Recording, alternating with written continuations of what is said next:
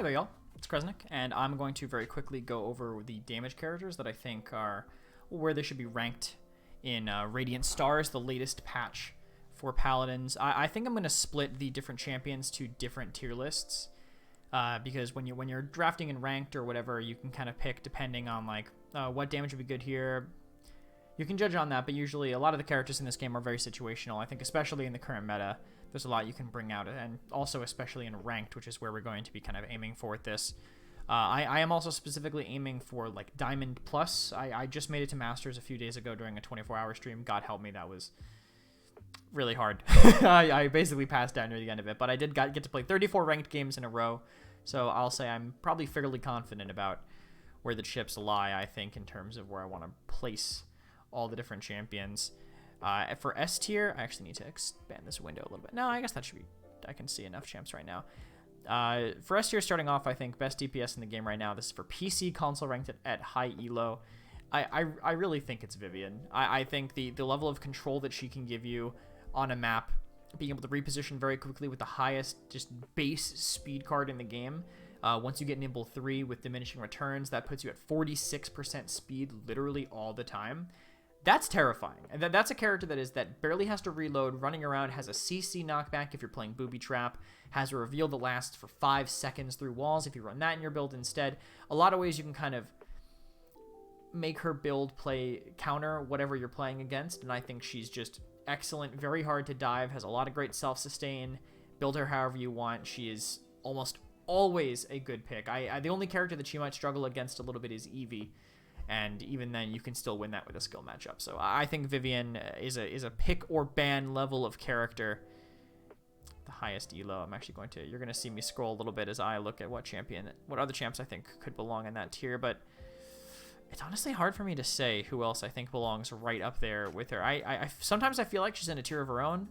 But if I had to put another champion up there, and I do, because it would be a very crowded tier list if I didn't, I think I'd put Androxus up there right behind her. And this is more for like, this isn't just for the casual like, I play tanks, my team is forcing me on DPS, what should I play? For all of them. You could probably do that for Vivian because she is quite simple, but for Androxus, he's a character that you're going to definitely need that level of experience with. Know how to use his cooldowns, have the right build, whether it's the Watchful focused build or if it's the Power of the Abyss focused build. You need something that will give you extra ammo, extra range, however you need to play around him. I think Androxus is one character that can solo carry a game. If not counted properly. He has some matchups. The hardest matchups for him, I would say, are the ones that are like snipers that can keep him at a distance, or some of the tank matchups, which kind of just don't even end up being a hard counter. It's more like a 50-50, where like he'll headshot Makoa a ton, but Makoa can also hook him through his siphon, making it a lot harder to survive, making you have to time your reversal a little bit better. Terminus can swing his axe and hit you through your siphon, through your reversal, excuse me. But Androxus can reversal his ultimate and deal almost all of it back to him, making him a free target afterwards. 50-50 is a lot of the time you have to deal with, and that's almost the worst matchup he has to deal with. So if you can just play around those or play Androxus well enough, he can completely control the pace of a game. And I think that's enough to land him a spot near the top right next to Vivian. I will be scrolling back up in a moment on this little cutout of the tier list. I'm trying to think if any other champions belong in S, and honestly, the only other one I can think of for ranked, no, I guess she would have to go below. Those two might be my only S ranks on the tier list at the moment. I was considering Canessa, but I think I'm just going to put her in A. I think if you're good enough with Canessa, you can pick her on any map. But just like Androxus, she's not a pick-up, put-down character. If you pick Canessa, you better know how to play her. But if you're good with Canessa, you can play her and carry games on literally any map. That's why I'm debating. I mean, I duoed with kin mains who just pick her on Jaguar Falls and walk around and quickscope everyone to death. It's crazy. She can't really be dove. This is my feeling, my opinion, so I will put her up there if you're good with her. Vivian, you don't need to be as good with to have the level of performance that an S tier character should have. Canessa, you do. And Canessa, you're going to need to be a lord with that character to really bring out the best in her, I think. Moving down from there, I think S I would consider like above the point of balance, and I think A and B are probably around what I would say balanced, whether it's on the higher or the lower echelon of that. Probably put Bomb King in A. He got nerfed, but on his maps where he's good, he's still very, very good. He still has a lot of control. If you hit bombs with him, he's great. He has a CC. He can throw. He's a damage character with area control and a ton of CC. Even if he's down to 850, all that really does is put him in line with the other blasters. With Willow, Drogoz, and Dredge, it just puts him back in line with him as opposed to kind of a standout damage-wise. So I still think he belongs there on his maps where he is good and playable. Actually, I don't think there's any flankers that belong on top. I don't think so. I think who I'd put here next would probably be Zinn. There's going to be a lot in A and B. I think Zinn is a character that pairs very well with the support meta right now. You're going to be playing with a lot of characters that can burst you or a lot of pocket healers, and I think Zinn kind of functions great with both. He has a lot of ways to cleanse Cauterize with his counter, with his Billow. That's what it's called. I always called it Shadow, but it's definitely not that. He has a lot of ways to cleanse Cauterize. He has cleaving damage, which can kind of punish teams for grouping up. He can get resilience. Like, if he gets CC'd, whether it's a stun or whether it's a root or a cripple, he can still counter to get away, whereas some other characters might be screwed if that ends up hitting them. So he does maintain that kind of level of safety because of that. And I think he just pairs well with all the pockets. His Guillotine also, if you're playing against a tanky comp, run Guillotine, burst down those tanks immediately, take them out of the fight, not have to worry about them. I think he is a great fit almost anywhere on most maps. Another character you kind of have to play a couple times to understand how he's going to function, but you will get a good results out of him. I'm going to say these are only like semi-ordered within tiers. It's kind of how as I think of it as we go.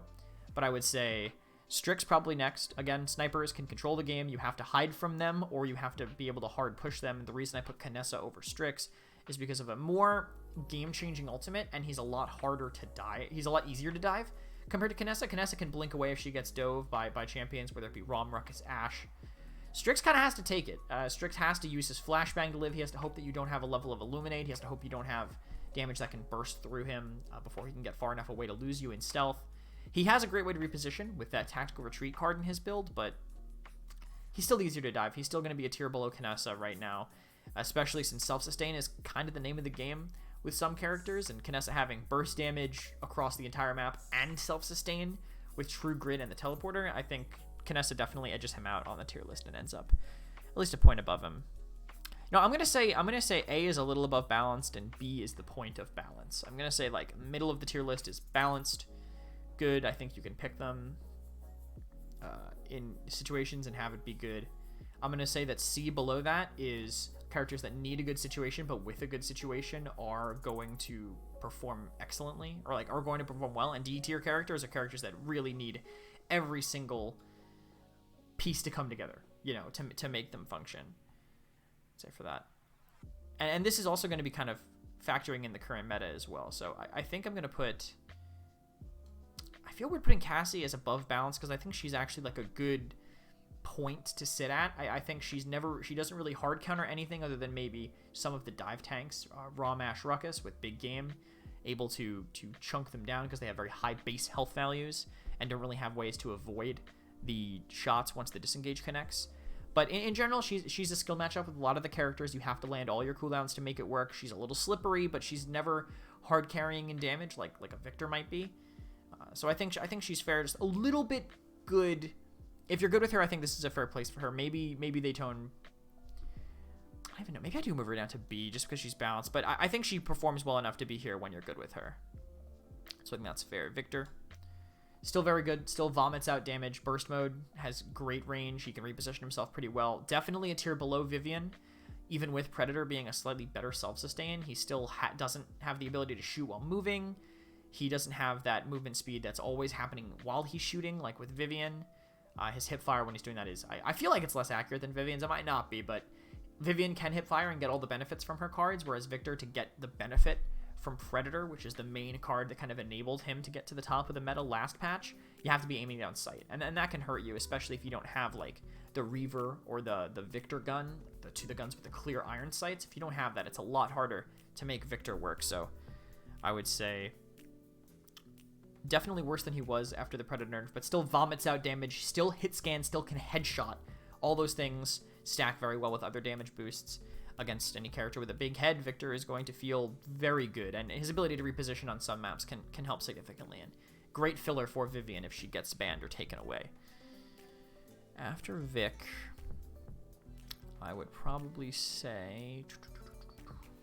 I think Shaolin, actually. I don't think as highly of the flanks. Actually, maybe I think Sha can belong here. Shaolin, he has the ability, he has CC on a strong backline with high range. And that's kind of a unique space he goes in. You can play with slows on rapid blow. He has this invisibility that makes him hard to dive. Similar to Strix, but Sha also has that little bit of movement when he uses it. That'll make him a little easier to mix up the pathing of what he's doing. He can burst you for 1300 with Sand Trap, and it cripples you afterwards, making the follow-up shot even easier. You can also run Desert Silence to counter some characters, whether it be Zinn, Bomb King. They all kind of take a big hit from that. If you Desert Silence a Bomb King, he literally can't detonate his sticky bombs. He just sits there and throws them at you for 10 damage until it wears off. So you can kind of abuse that. He's great into some of the tanks, denying Rom his run, denying Asher movement. Just having that CC on top of a strong backline can be great. You just got to put in the time with him, feel out his bow, understand how Shaolin functions. Once you have that kind of on lock, you can get away with a lot with him. Just got to kind of put in the time, see how you feel with him. Speaking of a character that you need to put in the time to feel the results with, Evie. Evie, insane with an aggressive composition where you can't pressure her wormhole, her blink back position as easily when she's running that talent. She can pop off easily. I mean, we saw... I'm talking about the competitive play, even though this is focused on ranked. And Evie can solo carry a game. I mean, Evie, with a good aggressive team, can just blink in, do a ton of damage, blink out. If you can hit those long-range shots, she is an absolute force. And the random ranked players can't really counter her that effectively. They don't know to push for the wormhole. They don't know to look for that stuff. They don't know how to kind of predict Evie blink patterns. And if you are good with Evie and you abuse that, she belongs there. If you're an Evie one-trick, you're an S-tier Evie. I mean, if I'm ranking it on like how good a one-trick is with it, move it up to S. I think I mentioned one-tricks with Canessa, and that's just because I think she's so good on her good maps that she can belong there. But being good with Evie will win you games straight up. From there, I want to take a look at who is remaining. I am going to rank supports as damage dealers, I think, on this list. I'm not sure. I'll rank them here and then might also rank them on the support list, potentially. Or maybe just Grok and Pip, because they're kind of... Or maybe just Grok, because he's the only, like, true damage support that really probably shouldn't be healing. After that, I'm trying to think of who else I want in A tier. I don't even know if there's any others I want, necessarily. I think I might be moving on to the balanced characters now. Maybe Leon, actually. All the damage dealers are up here except some of the blasters. I think Leon is great in this meta with the pockets. Especially if she gets a damage boosting pocket, when all her abilities are getting amped up because it all counts as a weapon attack, you can chain all that together. With Leon, just chunks. She just chunks. She does so much damage. She's pretty mobile. She's hard to duel when she has her ultimate up. Even though it doesn't make her invincible anymore, she can still get a lot with it. I would say you'd probably pick some of the snipers first, but if the enemy team picks Victor, Leon is a great answer. Burst him for 1200 across the map. You're far enough away where your attacks are going to be doing more. Buy a lot of space for your team because of that. I think that's pretty fair. From there, I'm going to put Buck in B. I think he can be stronger than this, but I think it is dependent a little bit on some matchups, like who's on the other side.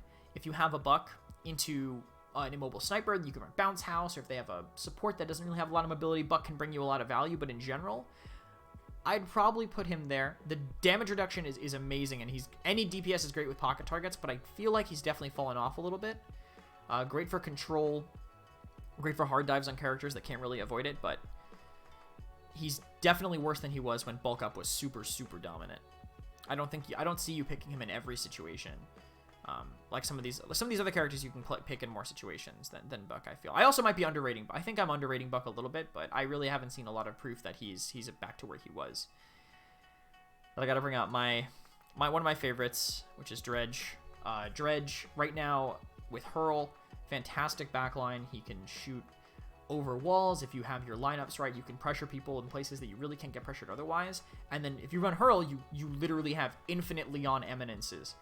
The only issue is he doesn't have that burst mobility that Leon has. You really have to think about it ahead of time with the teleports if you don't put down your shortcuts in the right spots.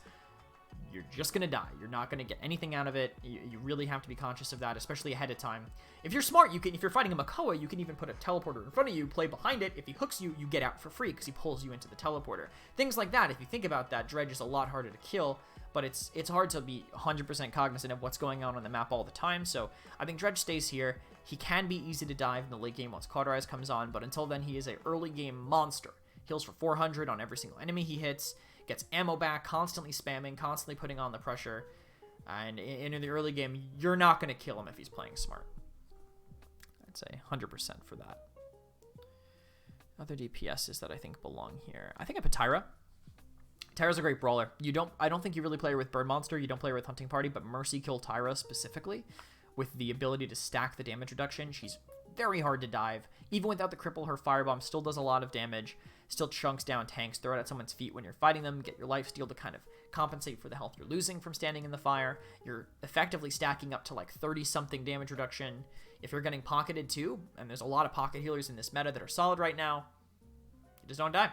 You don't die. You're getting Corvus healing, you're getting lifesteal from Corvus, your own passive lifesteal. Corvus gives you the half heals from the baby marks.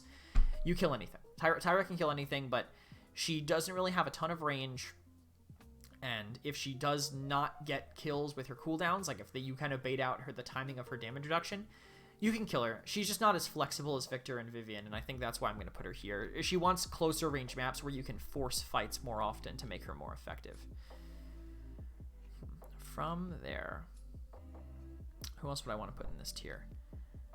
Okay, I think I'm going to pop a couple in right now that I think should belong here, so don't forget to talk about them. I'm actually going to just start dropping champs in tiers before I forget. I think I'm torn on Willow. I'll debate that when I get back to her. I don't think I have too many other champions to go for. Where's Moji? There she is. All right. So, did a bunch at once, but I'm going to talk through them all. Tiberius, solid backline. His CC, I think, and his burst damage is the biggest part about his kit, but his mobility is very inconsistent. It's kind of easy to see what's going on. A strong Tiberius will reposition a lot with his ultimate, use it to get touches on objectives, use it to run away from fights and save the rest of the charges. Not a lot of Tiberiuses are like that. They don't go for the bounces as much. They'll play off the slow, they'll push you from that.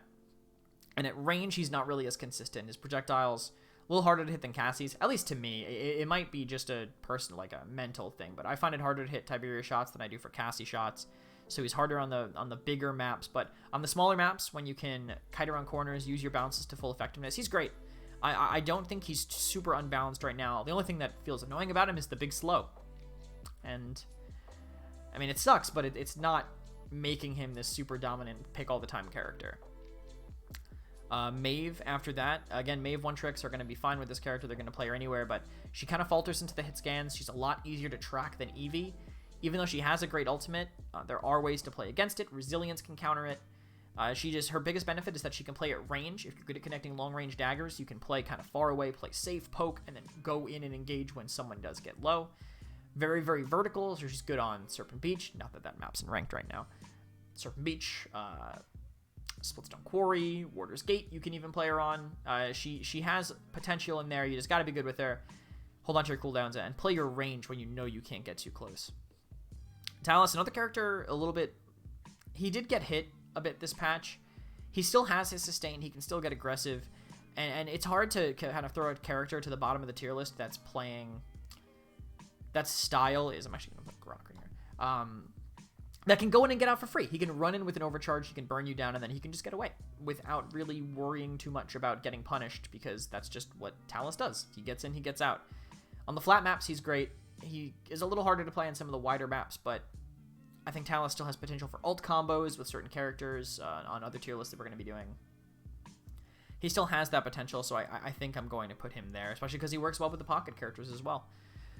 So down to C. So now again, C is not necessarily bad. I'm considering B to be average and C to be can be good in the right situations, but definitely harder to pull off. Drogoz is a victim of the meta. There's a lot of hit scans in this meta that really hurt. He does not want to be up in the air against them, so Wormjet's kind of out of the picture on a lot of maps because of all these characters that can really punish him. I think if you get a good matchup for him, he can play amazing. I mean, if Drogoz is uncountered, he is one of the hardest characters in the entire game to deal with. He just has to also be good at hitting rockets. Connect them for long range using fire spits to chase, getting good ultimates. If you can get value out of all your abilities and you're not countered, Drogoz will pop off. And, you know, I don't want you to see this video and be like, oh, don't pick Drogoz, he sucks. It's all situational for Drogoz, I think. And if you get the right situation, he can be an amazing character. It's just hard to get there a lot of the time.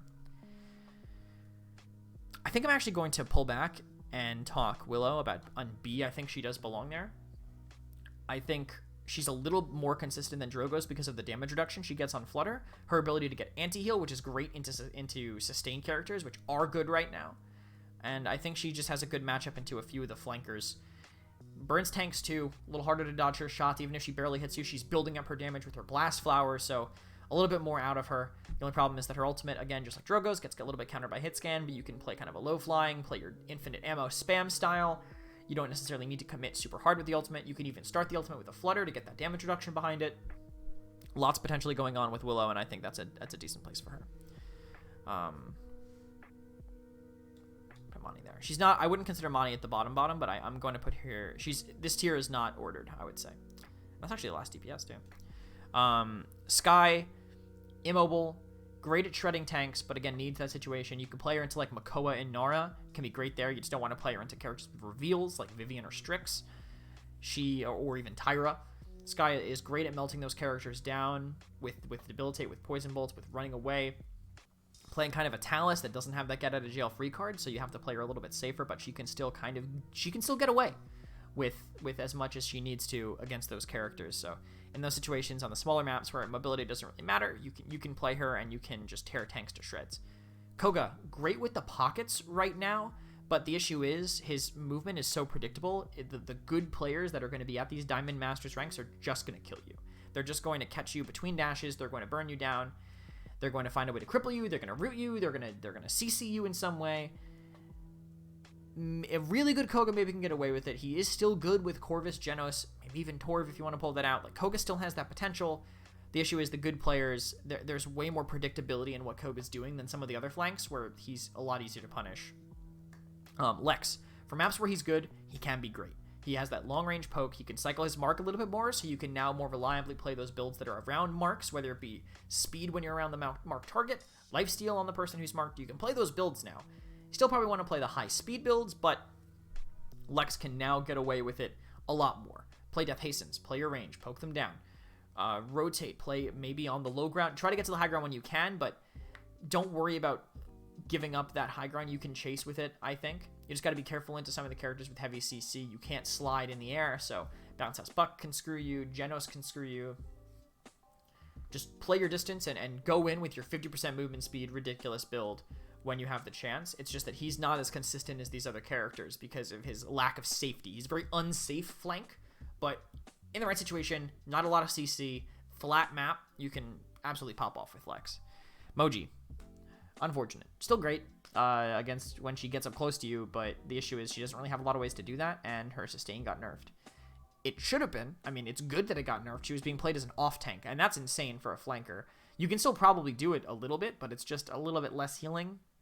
Gets a little bit more countered by the earlier Cauterize now this patch. You can play her kind of like a Lex.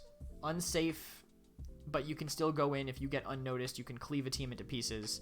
But if you're at this level that I'm making this tier list for, if you're at the Diamonds, if you're at the Masters, you should probably just play another champion and get better with them.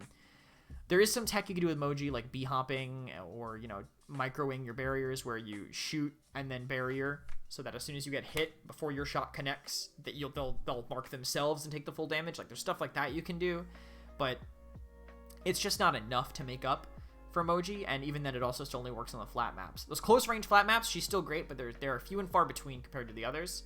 So I would say the stars align for Moji a little bit less than most characters. DPS Grok. It can be good. You need to not be playing against any blasters, and you need to be playing against characters that have a lot of chances for you to bounce. Whether it's Inara, Ying, Barrack, or any character that can't stop you from getting bounces, like Ruckus, Rom, any character that don't have this deployable shield. If Grok can just fire shock pulses all game, kind of uncontested. If they have double backline, like a Shaw and a Victor, and no blasters, just double backline, no blasters, Grok can do great. You just farm damage all game. You farm ultimates when your team wants to get aggressive. You don't use the healing from your ult, but you use the speed boost from your ult to go in, cross a huge gap, push into those backlines, make the space that way. Grok can be great, but again, he's a last pick kind of character. You really got to win the draft to make it work. And Imani, last, but I don't even know if she's the worst. I call her underexplored. The biggest issue with Imani is long cooldowns on her most impactful abilities, Frost Bomb and Inferno Cannon. Inferno Cannon doesn't apply Caught or Wrecker, so people can get healed through your Inferno Cannon and you can die. Lifesteal just beats Inferno Cannon a lot of the time. I remember I was playing a ranked game against an Imani that literally just flew in an Inferno Cannon to our Victor like 3 rounds in a row, and our Victor was like, yo, how do I deal with this Imani? And I'm like, you got lifesteal, right? Just shoot her. Just stand, like, strafe and shoot her. And he did, and he won that. Like, Predator 5 Victor just beat out Imani that was trying to dive with Inferno Cannon. So, some problems with those abilities. The other thing is, if you want Ice Stance Imani, maybe you just play Cassie. If you want Fire Stance Imani, maybe you just play Shaolin. She's a jack of all trades and a master of none. Still can have an impactful ultimate, but it's easier to counter Imani's ultimate than it is Shaw's ultimate or Cassie's ultimate. She suffers from being this hybrid that it's nice to have that flexibility. I think I see some value for Pyromania and splitting ice on these close range maps, but I'd rather just a blaster. You know, if I want this AoE cleaving damage, I'd rather just Shaw if I want this burst across the map for 1,000 with a projectile. The only thing she does really unique is her movement, which is vertical, which these other backline DPS don't have, which makes her good on some of these more vertical maps, and the dragon, which great in chaotic situations, but any character can be good in a chaotic situation. And if they get bulldozer for like an Io or an Inara or anything else on your team, your dragon's dead. It will just shred immediately if you're against a good team. And again, I'm making this tier list for Masters Plus, or Diamond Masters Plus. We're assuming that that's the tier of player you're going against. They're going to shoot the dragon. They're going to get the dozer if they need it, and it's going to be a little bit less effective. So that is everything. I'll pop it up down there in the corner. That's about what I think. Again, my opinion on playing many ranked games already. I can actually pull up, don't mind that. I can actually see exactly how many ranked games I've played so far this season. Most of you probably know me, but I have currently played this season. I wish it would tell me. That is actually, okay, wait, no. That can't be right. All right, it's out of date. It says 100 and something, but that's wrong. I probably have like 80 ranked games would be my guess. Currently in this season, so decent amount of play. I have my own opinion. Let's see. Oh my god, I've played more than I thought. I played 119 ranked games already. So this is what I think of the patch currently. I'll be doing a support one and a tank one as well. Tank is my specialty, but DPS, I figured more characters, get it out of the way early, and I'll talk about the other ones later. Thanks for watching, guys. See you next time.